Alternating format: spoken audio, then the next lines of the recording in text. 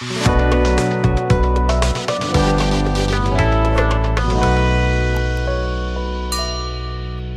हम mole concept के बारे में बात करें तो ये कुछ नहीं, बस एक नंबर का हमें दे दिया कि कुछ इतना एक मोल कुछ नहीं, बस एगो पर्टिकुलर नंबर है। और हम बोले कि कोई क्रिकेटर है, एक सेंचुरी लगा दिया, तो एक डेफिनिट नंबर है कि उतना नंबर अचीव कर लिया तो बोलेंगे कि एगो सेंचुरी लग गया। तो पर्टिकुलर नंबर 100 है, और 100 है तो क्या बोलेंगे, एगो सेंचुरी। और एक मैच में दो डबल सेंचुरी लगाया, मतलब कितना, डबल 100, यही हुआ ना। और पूरा गेम में जब से खेल रहा है तब से लेकर अभी तक अगर हम बोलेंगे कोई क्रिकेटर है 20 सेंचुरी मारा है, मतलब 20 बार 100 मार्क्स का कोटा पूरा किया है, सही है ना। तो कैसे हम 100 नंबर को बोल रहे हैं एक सेंचुरी। अच्छा, लोकल में हम लोग वेट भी मेजर करते हैं, तो एक आता है पसेरी। आलू अगर आप प्याज खरीदते हैं, नहीं स्टोर से डायरेक्ट, रिटेल से ना, तो बोलते हैं एक पसेरी। तो एक हम फिगर फिक्स किए हुए हैं कि 5 किलो को बोलेंगे एक पसेरी। तो कहीं भी एक पसेरी, 10 पसेरी सुनने में जाए, मतलब समझो कि 5-5 किलो 10 टाइम्स, उसको बोलते हैं 10 पसेरी ना। एक दर्जन सुना होगा सब, एक दर्जन। कोई भी चीज अगर 12 गो खरीदे तो हम बोलते हैं एक दर्जन। ये जो वर्ड दिए हैं डजन, तो दर्जन वर्ड किस चीज के लिए? कोई भी 12 गो नंबर के लिए, 12 गो। अगर हम एप्पल ले रहे हैं, 12 गो बनाना ले रहे हैं, 12 मतलब 12 नंबर में कोई भी चीज को ले रहे हैं, अब बोलेंगे कि मेरे पास एक दर्जन है। कभी कभी कमेंट्री होता है, मतलब क्रिकेट में भी कभी कभी बोलता है, अगर 2 ओवर बचा रहता है तो बोलता है कभी रन है एक दर्जन, सॉरी अभी बॉल पे बचा हुआ है एक दर्जन, अभी 12 बॉल बचा हुआ है और उतना में इतना रन मारना है, ऐसे करके। तो 12 नंबर के लिए एगो पर्टिकुलर वर्ड दिए हुए हैं डजन, ठीक है। वैसे 20 नंबर के लिए एक वर्ड दिया रहता है स्कोर, कभी कभी बुक में आता है। एक स्कोर का मतलब होता है 20, समझ नहीं पता था, अच्छा ठीक, पता चल गया। अगर कभी कभी यूनिटरी मेथड में स्पेशली कैलकुलेट करने देता है कि वहां पे नंबर ऑफ पेंसिल एक स्कोर है ना, चाहे पर स्कोर, समथिंग पर स्कोर, माने 20 में हमको काउंट करना है। तो 20 नंबर के लिए हम एक वर्ड देते हैं स्कोर। बात समझ आ रहा है? हम कुछ एक डेफिनिट नंबर को एक डेफिनिट वर्ड नेम दे रहे हैं, ये बात समझ में, यहाँ तो कोई दिक्कत नहीं है ना। तो वैसा ही एक मोल कुछ भी नहीं, एक डेफिनिट नंबर है, और वो नंबर को बोलते हैं 6.022 इंटू 10⁻23। बहुत बड़ा नंबर हुआ, छोटा नंबर नहीं हुआ। अगर हम बोल रहे हैं 6.022 इंटू 10⁻23, समझ आ रहा है ना। मतलब ये 022 3 घटा दो और इसके बाद 20 को जीरो लगा दो, 23 है ना। 3 जीरो तो 3 गो डेसिमल में चला गया, अब बाकी बच के 20 को, तो उसके बाद 6022 पर 20 को जीरो लगा दो, उतना नंबर को हम बोलते हैं एक मोल।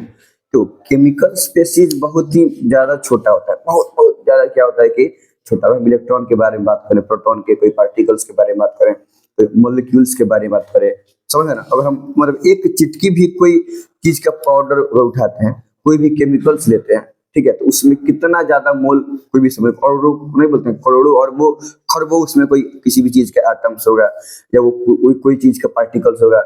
नहीं, अगर हम मतलब थोड़ा सा बस ऐसे हम हाथ, मतलब अपना एक उंगली पानी में से बोरे हटाएं, अब जो पानी मतलब जितना पानी से भींगा रहेगा, इन्हें कि पानी हम हाथ में नहीं, जितना पानी से भींगा रहेगा उसमें कितना करोड़ों और वो मोलिक्यूल्स होगा वाटर का। यहाँ से हम समझ सकते हैं कि अगर एकदम पार्टिकल लेवल पे, एटॉमिक लेवल पे बात करें, तो कोई केमिकल्स बहुत बहुत छोटा फिगर है, बहुत कम में ही बहुत ज्यादा नंबर होता है वो सब चीज का, क्योंकि बहुत बहुत क्या है कि छोटा है। नहीं, तो इतना डेफिनिट, इतना नंबर को हम बोलते हैं एक मोल। तो अगर इतना नंबर में कुछ होगा तो हम बोलेंगे एक मोल। अगर इतना गो हमारे पास हाइड्रोजन का एटम है, हाइड्रोजन एटम है, तो हम बोलेंगे हमारे पास एक मोल हाइड्रोजन एटम है। अगर हमारे पास इतना H2O मोलिक्यूल है, H2O एटम तो है नहीं, ग्रुप ऑफ एटम है ना, तो H2O क्या है, एटम की मोलिक्यूल। अब हमारे पास इतना गो, गिनती से इतना गो H2O है, तो हम बोलेंगे कि हमारे पास एक मोल H2O है। हाँ, H2O मोलिक्यूल हमारे पास इतना गो है, बात समझ आ रहा है। अगर हमारे पास इतना गो ऑक्सीजन है तो हम बोलेंगे कि 1 मोल ऑक्सीजन एटम है। और वहीं इतना गो O2 है, O2 एटम नहीं मोलिक्यूल है। दो गो अपने एटम आ गया, एगो से ज्यादा एटम रहे बॉन्ड बनाया है तो मोलिक्यूल बन जाएगा। तो बोलेंगे हमारे पास 1 मोल ऑक्सीजन मोलिक्यूल है। ये बात तो एक इतना को कुछ हो, अगर हमारे क्लास से मान लो कि इतना को बच्चा पढ़ रहा है सब समझ में आ रहा है, पूरा स्टेडियम भर जाएगा तब वो इतना पूरा नहीं होगा। हम एक बात कर रहे हैं तो हम बोलेंगे कि मेरे पास मेरे एक क्लास में या मेरे पास टोटल 1 मोल स्टूडेंट्स हैं। ये बात समझ में आ रहा है। तो इतना नंबर का कुछ भी कोई भी केमिकल या कोई भी क्वांटिटी हो हम बोलेंगे 1 मोल। सिंपल सा कॉन्सेप्ट है, यहाँ तो कोई दिक्कत नहीं है ना। अच्छा, और वैसे मैथमेटिकली कैलकुलेट करने के लिए किया गया है कि ध्यान से एक एटम या एक मोलिक्यूल के रिलेटिव मास को ग्राम में कन्वर्ट कर दो तो होता है कि 1 मोल का मास उतना होगा। 1 मोल के किसी भी केमिकल के अगर हम मास के बारे में बात करें, ठीक है, तो वो केमिकल का हम रिलेटिव मास निकाल लेंगे। When relative mass expressed in gram, जैसे ऑक्सीजन के बारे में बात करें, H2O के बारे में बात करें, एगो H2O मोलिक्यूल का रिलेटिव मोलिक्यूलर मास कितना होगा 18U। सिंपल है 18U, ठीक जा रहे हैं। अब उसको एक्सप्रेस करो ग्राम में, यू में नहीं किसमें, ग्राम में। तो 18U को ग्राम में एक्सप्रेस करेंगे तो कितना हो गया 18 ग्राम, ठीक है। तो वो 18 ग्राम मास हो गया एगो 1 मोल H2O का। याद रहेगा 1 मोल H2O का मास कितना हो जाएगा 18 ग्राम।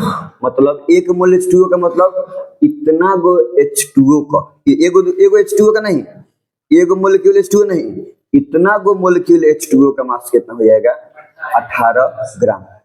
और समझ आ रहा है। अगर हम ओनली ऑक्सीजन एटम के बारे में बात करें तो ऑक्सीजन एटम का रिलेटिव मास कितना होता है 16U।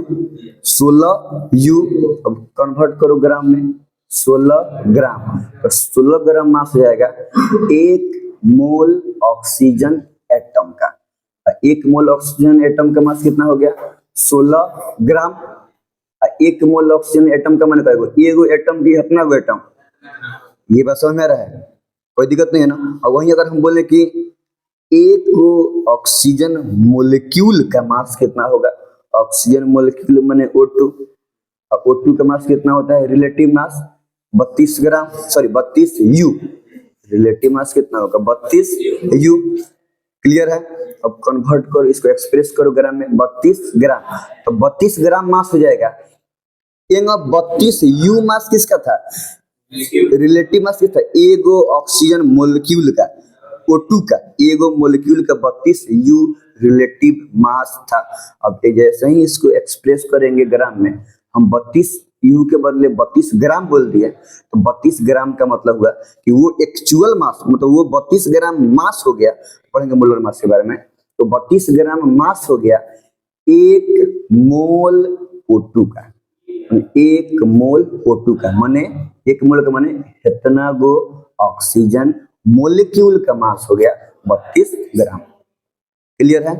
अभी हम लोग पढ़े मोल के बारे में, मोल क्या है, और इसको सबसे पहले मतलब एवोगैड्रो एक साइंटिस्ट थे, एवोगैड्रो नहीं, तो वो इस कॉन्सेप्ट को दिए थे कि कोई भी मतलब डेफिनिट नंबर ऑफ मोलिक्यूल का मास डेफिनिट होगा, डेफिनिट नंबर ऑफ केमिकल्स का मास डेफिनिट होगा। ये बस समझ रहा है, तो ध्यान से क्यों डेफिनिट, अगर हम 1 मोल कुछ बोल रहे हैं तो अमाउंट तो उतना ही है, अमाउंट तो उतना ही है, उसको ग्राम में एक्सप्रेस करेंगे तो जितना मोलर मास उसका, मतलब जितना उसका रिलेटिव मास आएगा उसको ग्राम में एक्सप्रेस कर दो, 1 मोल का मास उतना हो जाएगा। इस ये कॉन्सेप्ट भी क्लियर हो जाएगा। पहले इतना बात लिख लिया जाए।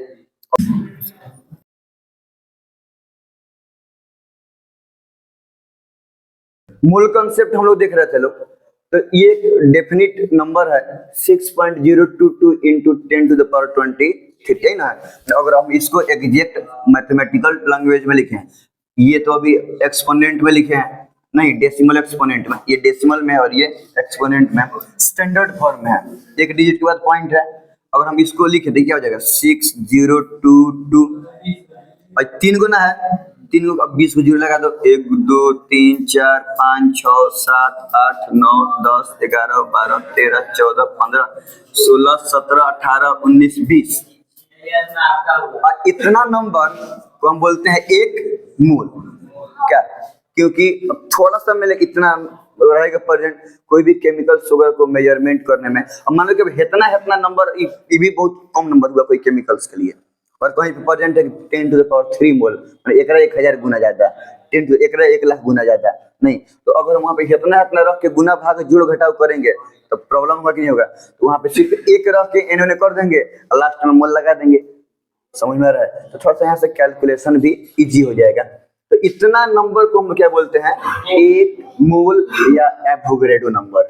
एवोगैड्रो नंबर इतना, क्योंकि उसका कॉन्सेप्ट सबसे पहले वहीं लेकर आए थे। तो गिवन बाय एवोगैड्रो, सो इतना is also known as Avogadro constant और एवोगैड्रो नंबर, जिसको Na से, N और A दोनों कैपिटल है, लेकिन थोड़ा सा लोचा ये है कि N बड़का है और ये हल्का सा नीचे कोने में छोटा है, लेकिन दोनों कैपिटल लेटर ही है, स्मॉल लेटर नहीं है। तो बात है कि एक डजन पेंसिल तो हम लोग सुने हैं लोग, तो 12 को पेंसिल समझते हैं। एक स्क्वायर पेंसिल अगर हम अब कह रहे हैं तो 20 को पेंसिल समझते हैं। तो वैसे ही एक मोल पेंसिल है तो अब से इतना पेंसिल समझना है। तो अब एक मोल के कॉन्सेप्ट धीरे धीरे समझ में आएगा। तो एक मोल ऑक्सीजन एटम है, इतना गो ऑक्सीजन का एटम है। एक मोल O2 है, माने इतना गो O2 का मोलिक्यूल है। एक मोल CO2 है, माने इतना गो अपना CO2 का मोलिक्यूल है। समझ में आ रहा है? ये बेसिकली एक पर्टिकुलर नंबर के बारे में बताता है। ठीक, तो अभी हम लोग देख रहे थे मोल से नंबर को। अगर हम कहें कि टोटल नंबर ऑफ एटम निकालना है या टोटल नंबर ऑफ मोलिक्यूल निकालना है तो आसान है। अगर हम बोले कि हमारे पास 1 मोल H2O है, कितना H2O है निकालना आसान है कि नहीं है? इतना। अगर हम बोले कि हमारे पास 15 मोल CO2 है, मतलब कितना? तो 1 मोल में इतना CO2 है, माने 15 मोल में 15 गुने इतना गो CO2 मोलिक्यूल है। आसानी से निकल जाएगा। अगर एटम है तो उतना गो एटम हो जाएगा, अगर मोलिक्यूल है तो उतना गो मोलिक्यूल हो जाएगा। थोड़ा सा देते हैं इसको बना लो सब, ठीक है? 1 मोल में कितना होता है? तो 10 मोल में 10 गुने 6.022 इंटू 10⁻23, इतना ही होगा ना?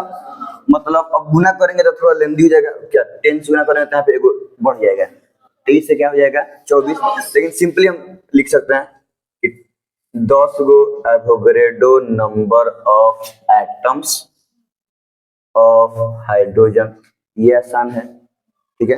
माने 10 गो एवोगैड्रो नंबर माने 10 टाइम्स ये, ठीक है? वैसे ही अगर 15 मोल है, ठीक है, एग्जैक्टली कितना हो जाएगा? 15 इंटू 6.022 इंटू 10⁻23 ना। डायरेक्टली हम इतना भी लिख सकते हैं कि इतना एटम्स ऑफ क्या था? सोडियम। इतना एटम ऑफ सोडियम, माने सोडियम का इतना एटम। 17 मोल नाइट्रोजन है तो 1 मोल नाइट्रोजन में इतना, 17 मोल नाइट्रोजन में 17 गुने इतना नहीं, मतलब 17 गुने 6.022 इंटू 10⁻23 एटम्स ऑफ नाइट्रोजन, ठीक है? चलो उतारो इसे।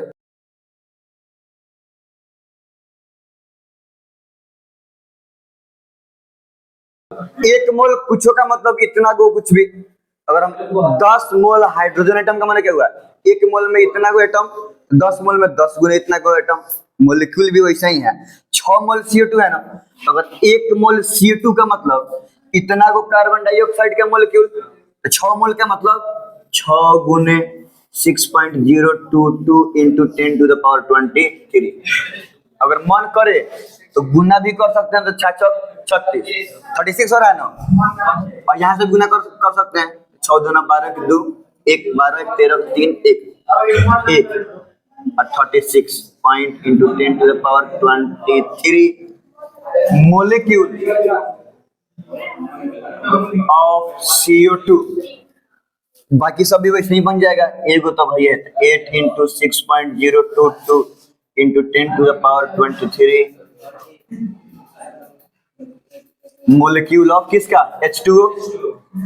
अच्छा यहाँ पे देखो तो एवोगैड्रो नंबर को सोडियम आयन, 4 मोल में 4 गुने एवोगैड्रो नंबर बोलेंगे 4 into 6.022 into 10 to the power 23 ions of बस 3 into 6.0 किसका फोन आया 23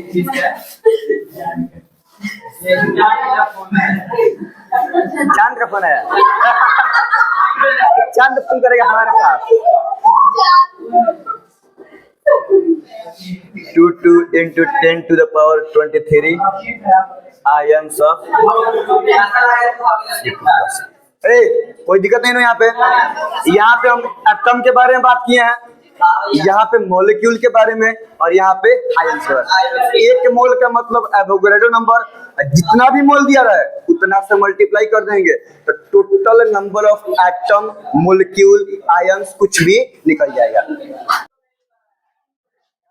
मोल दिया रहे तो हम नंबर निकाल सकते हैं कि नंबर ऑफ एटम या नंबर ऑफ मॉलिक्यूल्स या नंबर ऑफ आयंस निकाल सकते हैं।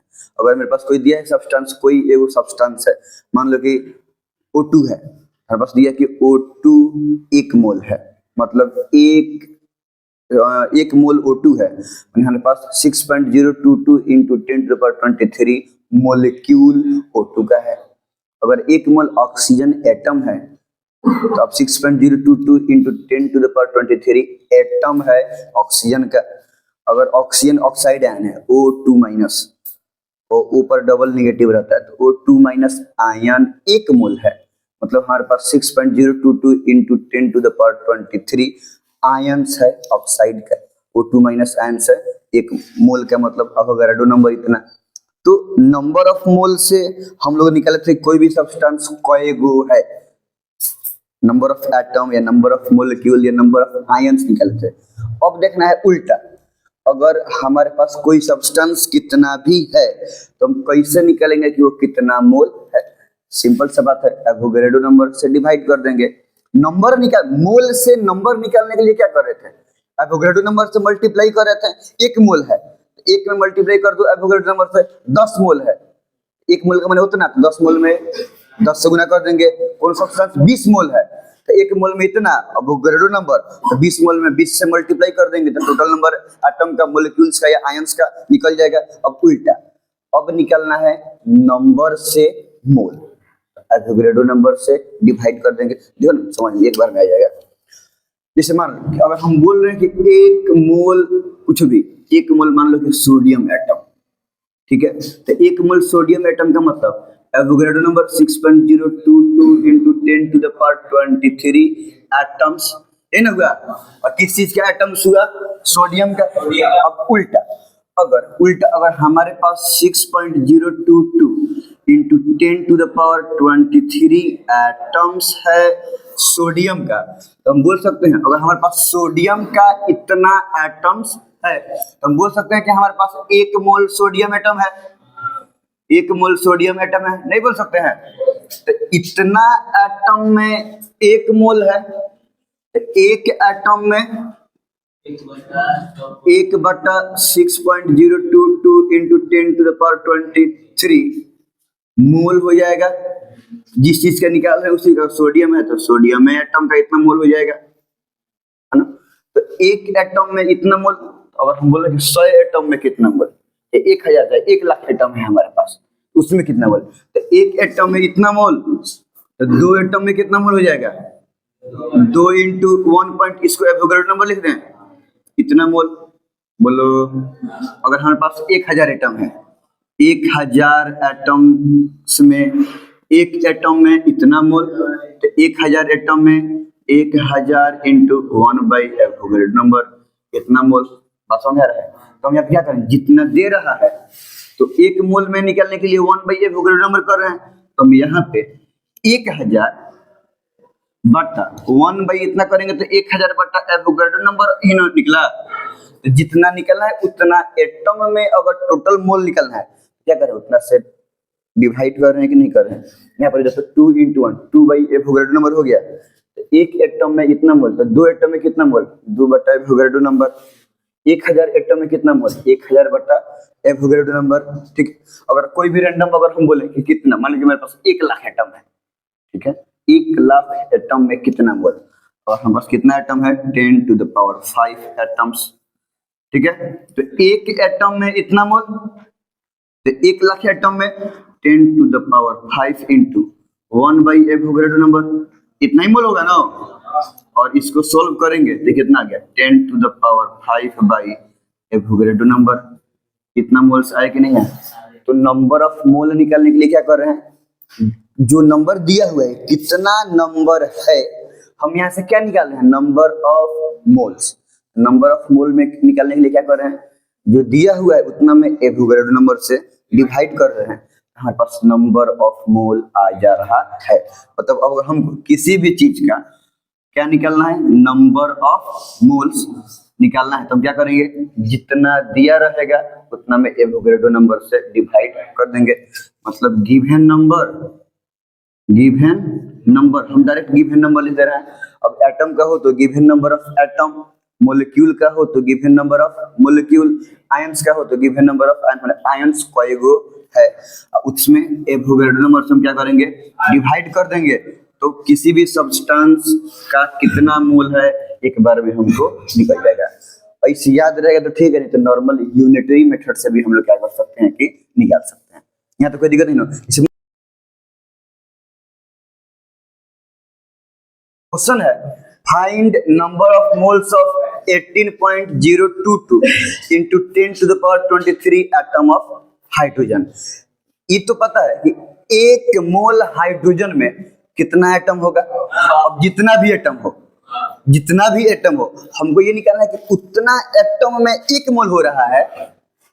अगर हम बोले कि 1 मोल हाइड्रोजन में, 1 मोल अगर हमारे पास हाइड्रोजन का एटम है, 6.022 into 10 to the power 23 atom है हाइड्रोजन का, तो उतना 6.022 into 10 to the power 23 atom of hydrogen को हम बोले कि 1 मोल हाइड्रोजन है, तो इतना एटम में तो कुछ मोल होता होगा। देखो, तो हमको इतना एटम में नंबर ऑफ मोल्स निकालना है, नंबर ऑफ मोल ना निकालना है हम लोग को, given number by Avogadro number. तो गिवन नंबर हमको पता है कितना है, इतना ही है ना। तो अगर हमको नंबर ऑफ मोल्स काउंट करेंगे तो क्या हो जाएगा, given number of atom by Avogadro number. तो गिवन नंबर कितना है, 18.022 into 10 to the power 23 bye Avogadro number 6.0 into 10 to the power 23। देखो इससे तो इजीली कट जाएगा। अब यहाँ पे देखो 6 3 जा 18, ये इतना 3 जा 0.66 होगा, तो उतना थोड़ा सा मिस्टेक चलेबल है, उतना चलता है नहीं। तब अब हम इसको करेंगे, इसमें 3 से मल्टीप्लाई करेंगे तो यही नहीं आएगा कि 18.066, हमको 18 तक मिल गया, 0.0 भी मिल गया। अब ये ना, मतलब ये तो 100th में थोड़ा सा इरर हो रहा है, उतना चलता है। तो अप्रोक्स में ये 3 से कट जाएगा, तो हमारे पास क्या आ जाएगा, 3 मोल ऑफ हाइड्रोजन। हमारे पास हाइड्रोजन कितना मोल है, 3 मोल हाइड्रोजन है। 1 मोल में जितना एटम होता है उसके लगभग 3 गुना है, तो हमारे पास कितना मोल है, 3 मोल है। चलिए इसको बना लो।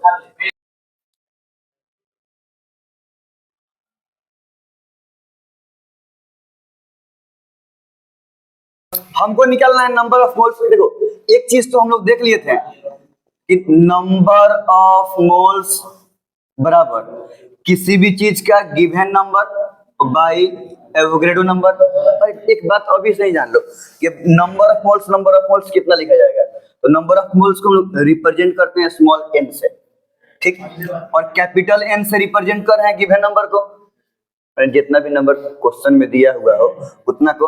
अब भाई एवोगैड्रो नंबर तो सबको पता है, ठीक है। तो ये हो गया गिवन नंबर बराबर नंबर ऑफ मोल्स बराबर given number by Avogadro number. पहले लिख दिए थे तुम सब ऐसे बड़का बड़का लिखता था ना। अब बात सुनिए, यहाँ पे हमको निकालना है नंबर ऑफ मोल्स, और कितना नंबर दिया हुआ है, 1 and only एगो एटम है ऑक्सीजन का। Given number of moles is equal to given number by Avogadro number. अब देखो गिवन नंबर कितना है हमारे पास, 1, और एवोगैड्रो नंबर तो सब किसी को पता है ना। तो number of moles is equal to 1 by Avogadro number of mole of किस चीज का, ऑक्सीजन का। मैंने हमारे पास इतना मोल ऑक्सीजन का होगा। अब इसको कैलकुलेट कर सकते हैं, कैलकुलेट कर लेगा सब। देखो यहाँ पे बात समझो, अगर मान लो कि हम तो इतना ही पे छोड़ दे रहे हैं, लेकिन अगर आगे कैलकुलेट करना भी रहता तो ये नहीं करना है। 1 बाई एवोगैड्रो नंबर है ना, तो 1 by 6.022 into 10 to the power 23। अब देखो, अब ये 10 टू द पावर 23 ऊपर जाएगा तो 10 टू द पावर -23 हो जाएगा, और बाई 6.022 बोलो। अच्छा, अब इसमें से हम एक 10 बाहर निकाल लेंगे तो 10 गुना, अब ये 10 की पावर -24 हो जाएगा। माइनस में से निकाले है ना, प्लस में रहता तो घट जाता है। 10 टू द पावर -24 देखो ना। अच्छा, अब और ये दोनों को ही अगर हम मल्टीप्लाई करें, 10 के पावर 1 और 10 के पावर -24, -24 और +1 -23 हो जाएगा कि नहीं हो जाएगा?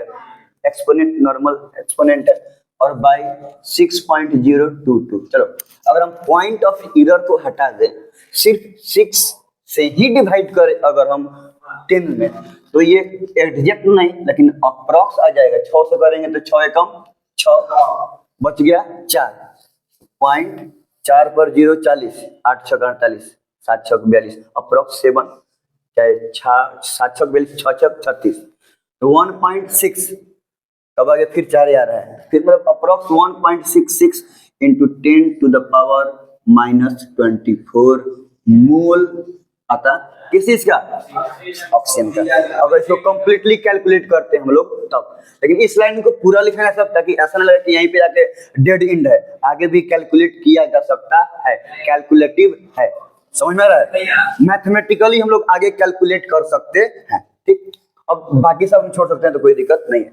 वैसे ही अगर हम इसके बारे में बात करेंगे तो 10 टू द पावर 23 एटम है, बोलो, तो n इज इक्वल टू, यहाँ पर भी वही होगा कि 10 के पावर 23 बाई एवोगैड्रो नंबर होगा, तो 10 के power 23 by 6.022 into 10 to the power 23, ये तो कट गया, तो मेरे पास सिर्फ बच गया 1 बाई 6.022, यही बचा ना। अच्छा, 1 बाई 6.022 अगर बचेगा, इसको कैलकुलेट किया भी जा सकता है, इतना पर छोड़ा भी जा सकता है। अगर कैलकुलेट करे भी, यहाँ पे देखो, अगर यहाँ पे 100 बाहर निकलेगा, देखो ध्यान से, चाहे 10 ही, तो हम इसको 10 इंटू 10 टू द पावर -1 लिख सकते हैं। बात समझो, 10 के पावर +1 और 10 के पावर -1, हम अगर गुना करेंगे तो 1 और -1 0 हो गया, नहीं हुआ 0, और 10 के पावर 0 का मतलब 1, फिर 1 बाई इतना ही हो गया कि नहीं हो गया? हाँ, कहीं नहीं, कोई दिक्कत नहीं है। अब अगर हम 6 से इसमें डिवाइड करेंगे तो वही ना आएगा, तो 1.66 इंटू 10 टू द पावर -1 मोल किस चीज का, ऑफ।